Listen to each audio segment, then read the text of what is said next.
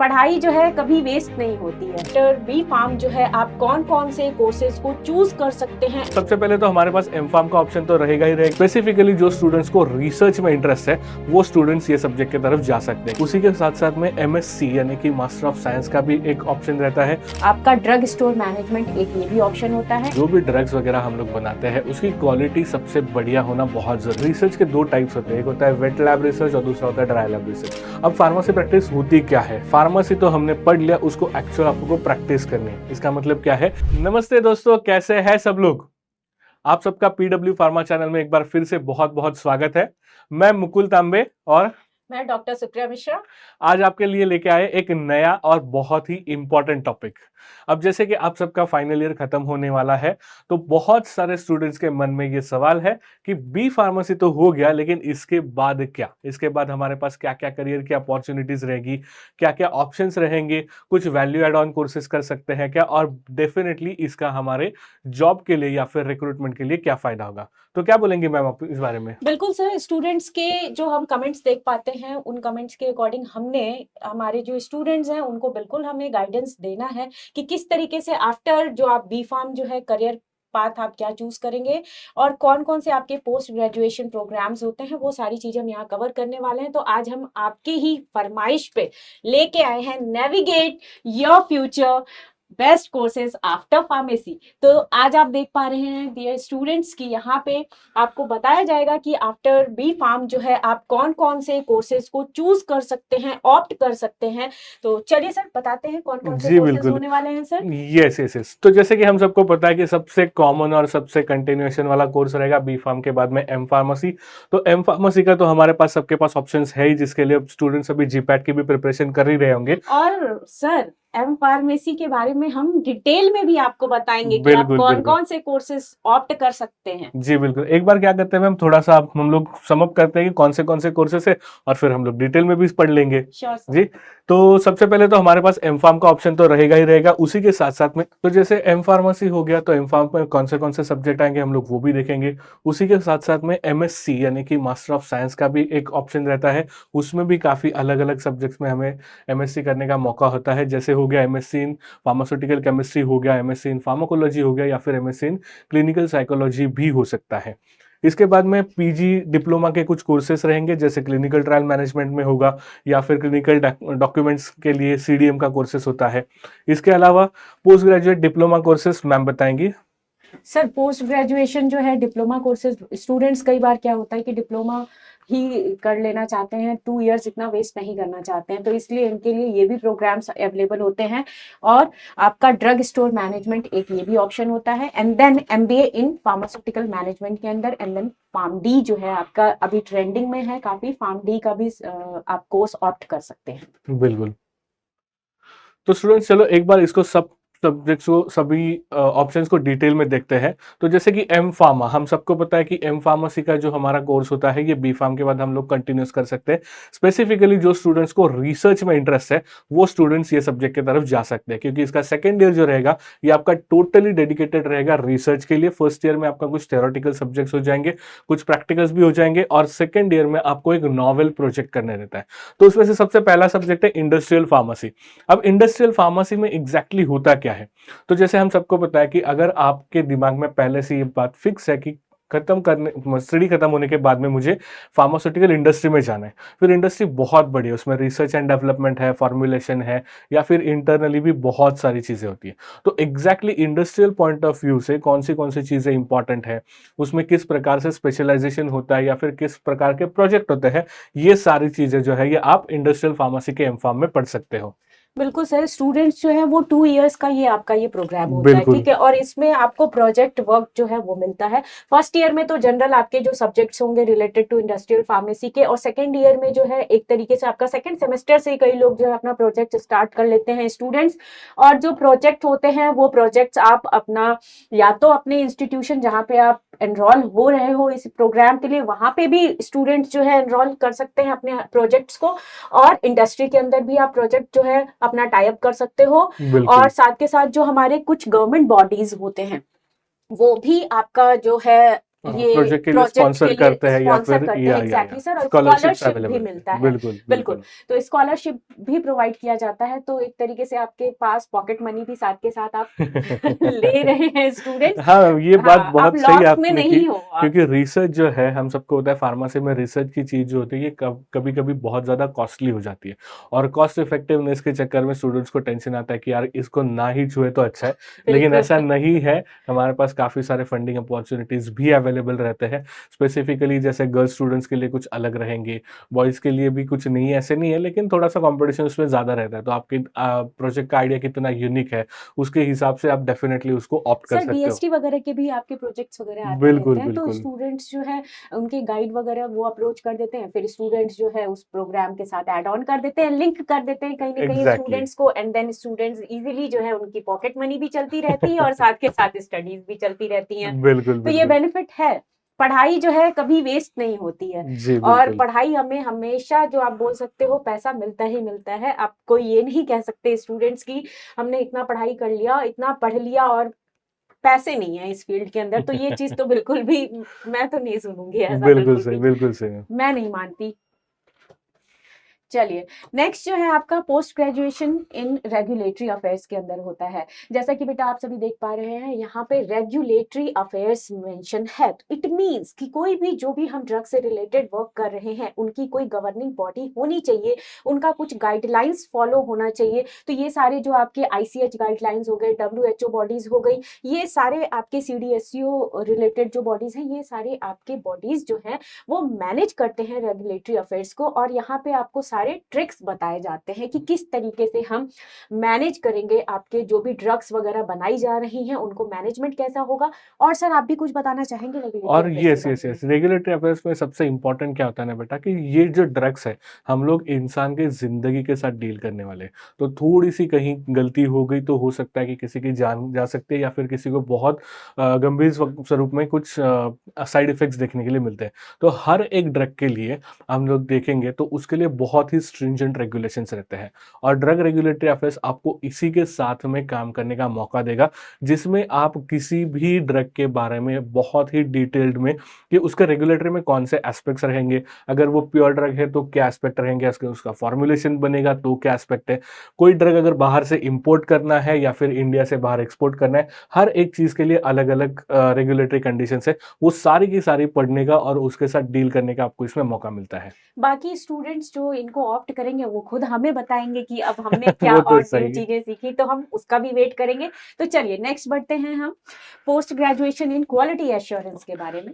अब quality assurance क्या होता है, जैसे अभी थोड़ी देर पहले मैंने बोला कि जो भी ड्रग्स वगैरह हम लोग बनाते हैं उसकी क्वालिटी सबसे बढ़िया होना बहुत ज़रूरी है। ना ही सिर्फ ड्रग्स, बल्कि जो रॉ मटेरियल से शुरुआत होता है उसकी जर्नी, तो रॉ मटेरियल, उसमें लगने वाले एक्सिपिएंट्स हो गए, फिर इनकी फॉर्मुलेशन बनाने की प्रोसीजर्स हो गई, उसको एनालिसिस किस प्रकार से करेंगे, उनकी प्रोसीजर्स हो गई। ये हर एक प्रोसीजर जो हमारे पास अवेलेबल रहेगी, उसका एश्योरेंस होना भी बहुत ज़्यादा ज़रूरी है। क्योंकि मैम आपको हाँ, भी तो पता होगा कि लैबोरेटरी में अगर हमने आज एक एक्सपेरिमेंट किया और उसी सेम प्रोसीजर को रिपीट करके मैंने अगर 1 साल किया, तो हो सकता है मुझे रिजल्ट्स में वेरिएशन आएँगे। बिल्कुल। और सर क्वालिटी एश्योरेंस वगैरह जो हमारे बैचेस लॉट वगैरह जो ड्रग्स के जाते हैं उनको हमें क्वालिटी चेक बहुत ज़्यादा इंपॉर्टेंट होता है। कोई भी लॉट अगर कोई भी बैच अगर गड़बड़ हो गया, उसमें हुँ, किसी भी तरीके की इम्प्योरिटी हो गई, तो आपकी जान का सवाल है। कहीं न कहीं बिल्कुल। आपकी लाइफ थ्रेटनिंग प्रोसेस हो जाता है और जान जा सकती है। तो ये हम जो हमारा फार्मा सेक्टर है,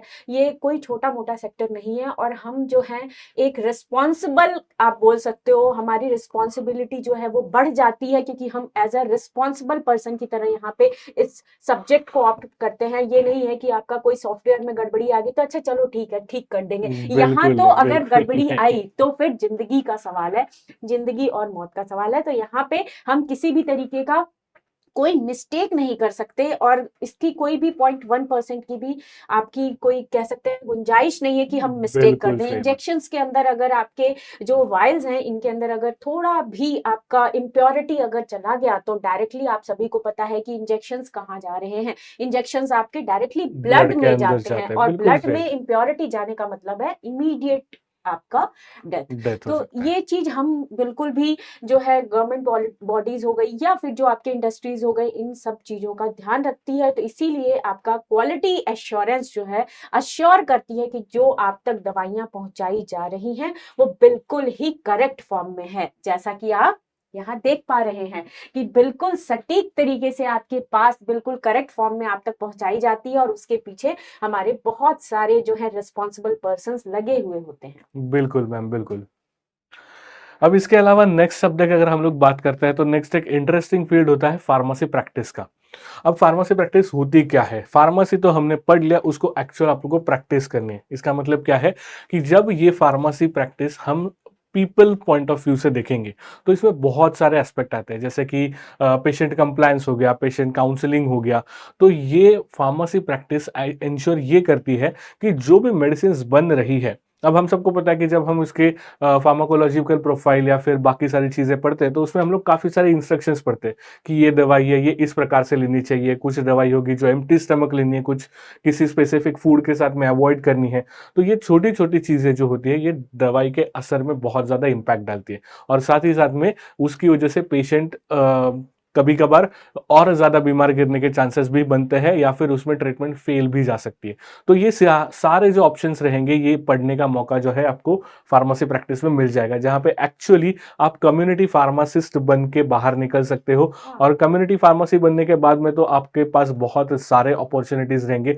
जैसे समझो आप कहीं रूरल एरिया में हो, तो उस रूरल एरिया में समझो कोई स्पेसिफिक बीमारी वगैरह है, तो वहाँ पे सरकार की तरफ से कैंपेन्स चलाए जाएंगे, जहाँ पे मेडिकल प्रैक्टिशनर के साथ में ऑन टेबल प्रैक्टिस में आपको पार्टिसिपेट करने का मौका मिलेगा और उनके साथ में आप उस एरिया में हेल्थ इम्प्रोवाइजेशन के लिए जितने भी प्रोग्राम्स होंगे, उसमें आप एक्टिवली पार्टिसिपेट हो सकते हो। कम्युनिटी फार्मेसी वाले और जो जगह-जगह आपके आप देखा होगा कि गवर्नमेंट की जो कम्युनिटी फार्मासिस्ट की जो आपके हॉस्पिटल्स बने होते हैं, बिल्कुल। कम्युनिटी हॉस्पिटल्स होते हैं, उनके हाँ। अंदर भी आपके यहाँ पे ये वर्क करते हैं। कम्युनिटी फार्मासिस्ट जो होती है, उनकी जॉब भी अगर आप देखेंगे तो उन सारी जगहों पे है और आपका ये एरिया काफ़ी वास्ट हो जाता है। आप हर जगह वर्क कर सकते हो। कम्युनिटी फार्मेसी अगर आपने फार्मेसी प्रैक्टिस सब्जेक्ट लिया है, तो आप कॉलेज से भी अटैच हो कहीं न कहीं और बिल्कुल। आप गवर्निंग जो आपकी आप बोल सकते हैं बॉडीज़ हैं, उनसे भी आपका अटैचमेंट रहता है, तो आपको अच्छा एरिया है, आप यहाँ पे भी एक्सप्लोर कर सकते हैं फार्मेसी प्रैक्टिस के अंदर। जी, मैम जैसे कि मैं आपको यही बता दूँ कि रिसर्च के 2 टाइप्स होते हैं, एक होता है वेट लैब रिसर्च और दूसरा होता है ड्राई लैब रिसर्च।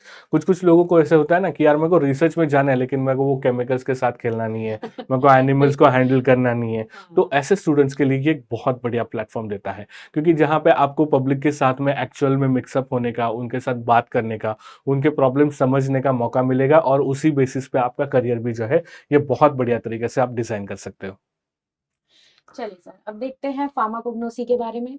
तो बेटा आप सभी को मैं बता दूँ फार्माकोग्नोसी जो सब्जेक्ट होता है ये आपका हर्बल रिलेटेड सब्जेक्ट होता है और साथ में हम प्लांट बेस्ड ड्रग्स देखेंगे, एनिमल बेस्ड भी ड्रग यहाँ पे हम देखेंगे, मिनरल बेस्ड यहाँ पे ये सारी चीज़ों का कॉम्बिनेशन हम फार्माकोग्नोसी के अंदर पढ़ते हैं और यहाँ पे बेटा आप जो भी हमारे पूर्वजों के टाइम के आप बोल सकते हो कि ट्रेडिशनल सिस्टम ऑफ मेडिसिन्स के बारे में ये भी सर हम यहाँ पे स्टडी करेंगे और साथ में आपको जब आप फार्माकोग्नोसी सब्जेक्ट लेंगे तो कुछ स्टूडेंट्स को ये भी रहता है कि आपने जब प्रोजेक्ट किया तो प्रोजेक्ट में क्या आपने परफॉर्म किया जो प्रोजेक्ट लिया उस प्रोजेक्ट को आप एनिमल पे भी ट्रायल करके चेक कर सकते हो तो ये भी बिल्कुल। प्रोजेक्ट है ये भी आपका 2 इयर्स का ही आपका मास्टर्स का प्रोजेक्ट होता है 2 इयर्स में आप सारी चीजें यहाँ पे कंप्लीट करते हो और साथ में आपको कोग्नोसी के साथ साथ कोलोजी का भी एक्सपोजर मिल जाता है क्योंकि कई प्रोजेक्ट्स ऐसे डिजाइन होते हैं जैसे आपने सपोज कोई भी एक्टिविटी हर्बल ड्रग की एक्टिविटी आपने चेक की कि पर्टिकुलर हर्बल ड्रग जो है आपका इस पोर्शन पे वर्क कर रहा है इस डिजीज के लिए वर्क कर रहा है कोई भी एक्स बिल्कुल। वाई जेड कोई भी डिजीज हम ले लेते हैं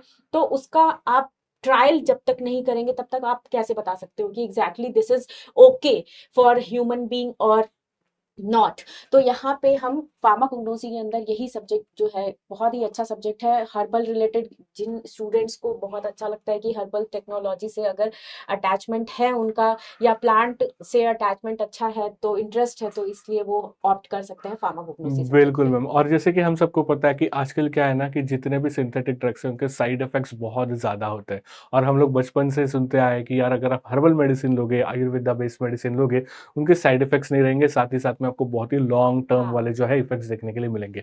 तो अगर आपको ऐसा लगता है कि यार जो फ़ैसिनेटिंग है मतलब आयुर्वेदा जो कि हमारे इंडिया में 2000 सालों से प्रैक्टिस हो रहा है, आज दुनिया के बाकी सारे दो देश जो है वो इसको ऑप्ट करने के पीछे लगे। तो उसके अंदर मेरा कुछ कंट्रीब्यूशन हो, मैं भी कुछ उसमें स्टडी करना चाहता हूँ या चाहती हूँ, तो ऐसे स्टूडेंट जो रहेंगे इनके लिए फार्माकोग्नोसी में एम-फार्म करना एक बहुत ही बढ़िया ऑप्शन हो और सकता है। गवर्नमेंट ऑफ इंडिया भी प्रमोट कर रही है आपके फार्माकोग्नोसी, मतलब कि आपके हर्बल टेक्नोलॉजी को बहुत बिल्कुल, ज़्यादा बिल्कुल मैम। प्रमोट किया जा रहा है। आयुष मंत्रालय वगैरह जो हैं आपके, ये सारे इन पे जुड़े हुए हैं और इससे रिलेटेड कई सारे प्रोजेक्ट्स भी government time to time launch करती रहती है। राइट।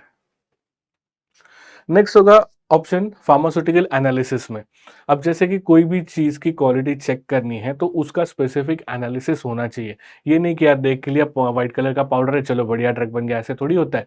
हमें हर एक चीज़ का पैरामीटर सेट करना होगा और वो पैरामीटर के साथ में जो भी हमारी दवाई बनी है, जो भी हमारा फॉर्मुलेशन बना है, वो उसके साथ मैच करता है या नहीं, इसका प्रॉपर एनालिसिस करना होगा। तो ये सारी चीज़ें जो रहेंगी वो हमें फार्मास्यूटिकल एनालिसिस में देखनी है। बिल्कुल। अब फार्मास्यूटिकल केमिस्ट्री के अंदर हम देख लेते हैं बेटा, आपको यहाँ पे जिन स्टूडेंट्स को केमिस्ट्री बहुत पसंद है, कहीं अगर वो जो 11th-12th के टाइम से ही जब उनका मन कर रहा हो मेरा केमिस्ट्री बहुत अच्छा सब्जेक्ट है, तो बिल्कुल। बिल्कुल जुड़िए आप इस सब्जेक्ट के साथ। फार्मास्यूटिकल केमिस्ट्री के अंदर यहाँ पे मेडिसिनल प्रॉपर्टीज जो है ये देखने को मिलेगी आपकी ड्रग से रिलेटेड, और आप यहाँ पे QSAR जो है मतलब स्ट्रक्चरल क्वा एक्टिविटी रिलेशनशिप जो रिलेशनशिप, है वो जी। देखोगे आप, और इस स्ट्रक्चर के बेसिस पे आप बताओगे कि पर्टिकुलर कौन सा कंपाउंड जो है आपका medicinal properties therapeutic effect show करता है। तो ये सारी चीजें हम यहाँ पे देखने को देख मिलती है सकते हैं। मेडिसिनल केमिस्ट्री के अंदर, फार्मास्यूटिकल केमिस्ट्री के अंदर। नेक्स्ट है फार्मास्यूटिक सब्जेक्ट। अब हम सबको पता ही है कि कोई भी ड्रग है हम लोग ऐसे नहीं खाएँगे, उसको हमें फॉर्मुलेशन में डेवलप करना पड़ता है। तो ये फॉर्मुलेशन, प्री फॉर्मुलेशन इससे रिलेटेड जितने भी एस्पेक्ट्स रहेंगे, अगर किसी ड्रग का आपको नया फॉर्मुलेशन बनाना है या फिर आजकल के दिन में जैसा न्यू ड्रग डिलीवरी सिस्टम पे भी हम बिल्कुल। लोग काम करते हैं, वो सारी चीज़ें तो पढ़ने का मौका हमें सर सिर्फ ये फार्मास्यूटिक्स यहाँ में पे आप मिलेगा। फार्मास्यूटिक्स में टैबलेट, कैप्सूल्स, इंजेक्शंस ये सारी चीजें आप पढ़ेंगे यहाँ बिल्कुल। पे।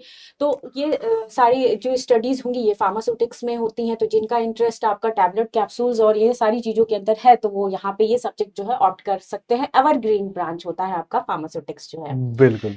अब आ जाता है फार्माकोलॉजी। बिल्कुल, मुकुल सर आप सभी को पढ़ाते भी हैं फार्माकोलॉजी, तो मुकुल सर ज़्यादा अच्छे से बताएँगे, अब बाकी तो मैं फार्माकोलॉजी आपको बता ही जी मैडम, दूँगी। जैसे सबको पता है हमें कि जब फार्मेसी की बारी आती है तो फार्माकोलॉजी एक बहुत ही इम्पोर्टेंट कोर सब्जेक्ट बनता है, क्योंकि यही वो सब्जेक्ट है जो आपको डिटेल में बताता है कि यार जो भी दवाइयाँ हम लोग लेते हैं वो बॉडी में एक्चुअली किस प्रकार से काम करती है, फिर बॉडी उनके ऊपर क्या काम करती है, फार्माकोकाइनेटिक्स, फार्माकोडायनामिक्स ये सारे एस्पेक्ट उसमें कवर होते हैं।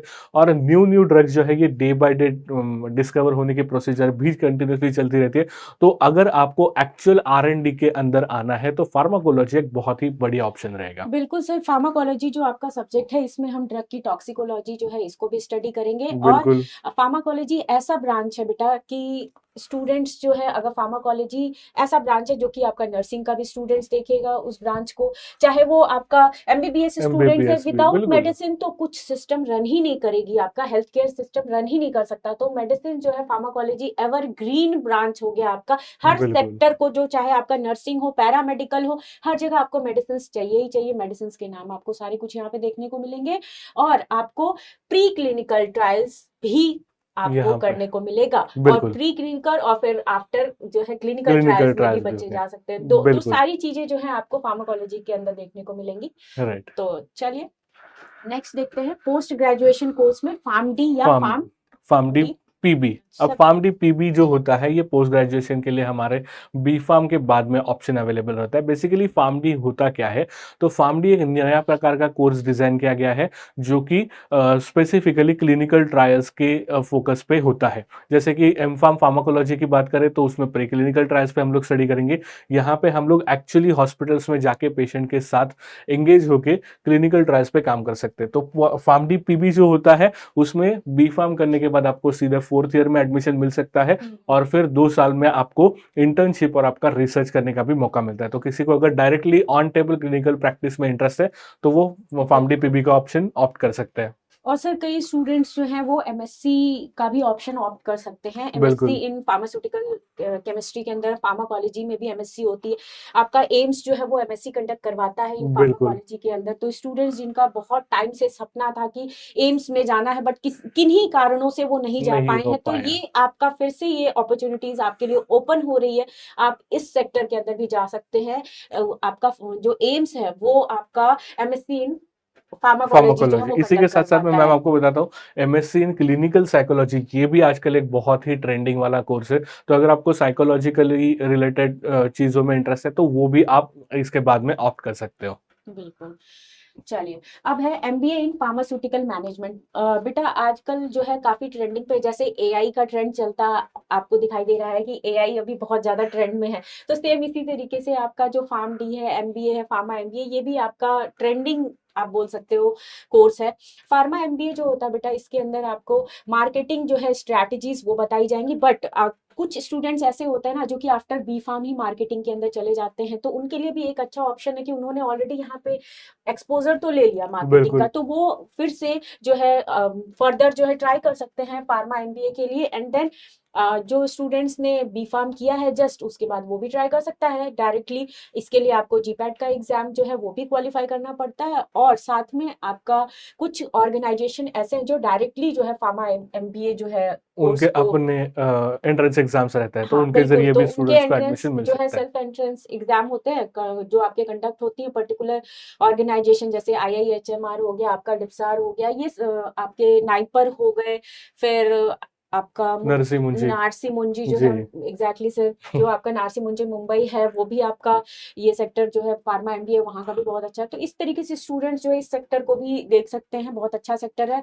और इस सेक्टर के अंदर स्टूडेंट्स जो है ये सीखेंगे रिलेटेड टू, जैसे हम बोल सकते हैं मेडिकल डिवाइसेस से रिलेटेड, हाँ, तो मेडिकल डिवाइसेस की भी जानकारी यहाँ पे स्टूडेंट्स को मिलेगी।